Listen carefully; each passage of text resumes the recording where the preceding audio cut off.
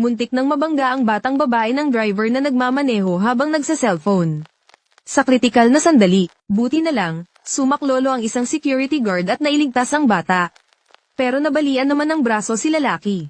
Sa kabila ng kabutihan ni lalaki, pinaratangan pa siya ng kumpanya na umalis sa pwesto niya nang walang palem at sinibak. Ang separation pay na ibinigay ng kumpanya kay lalaki, maliit na sobra lang. Nang buksan ng lalaki ang sobra, lottery ticket lang pala. Malungkot na lalaki na umuwi.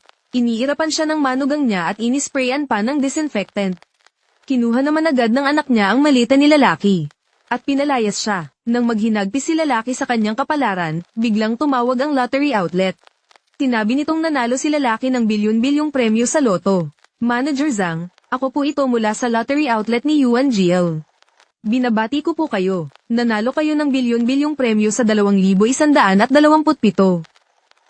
Ano? Nanalo ako ng bilyon-bilyon.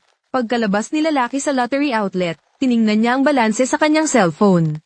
Kahit masama ang trato sa kanya ng asawa at anak niya, nagdesisyon pa rin si lalaki na bilhan sila ng regalo. Pumunta muna siya sa isang mamahaling department store para bumili ng pulseries para sa asawa niya.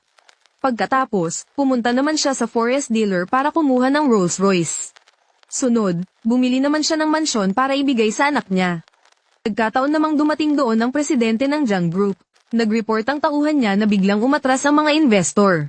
May kakulangan ngayon ng kumpanya na 1 bilyong pondo.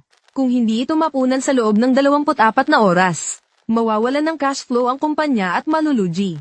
Tiningnan ni lalaki ang babaeng nasa harapan niya. Napagtanto niyang dating boss niya pala ito.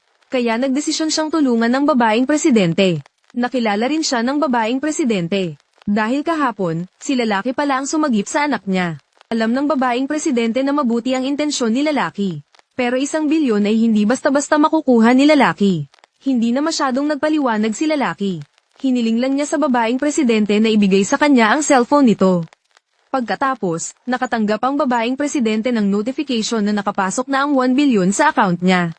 Naguluhan ng babaeng presidente. Tinanong niya si lalaki kung isa ba itong sikretong milyonaryo. Pero sabi ni lalaki, isa lang siyang security guard. Ayaw namang magpalamang ng babaeng presidente kay lalaki. Agad niyang inanunsyo na si lalaki na ang pinakamalaking shareholder ng kumpanya. At inimbitahan si lalaki na dumalo sa board meeting. Pero hinayaan na lang ni lalaki ang babae na mamahala. Ikaw na ang bahala sa kumpanya simula ngayon. Basta ipakita mo lang sa akin na may silbi ka. Ipakita sa'yo na may silbi ako.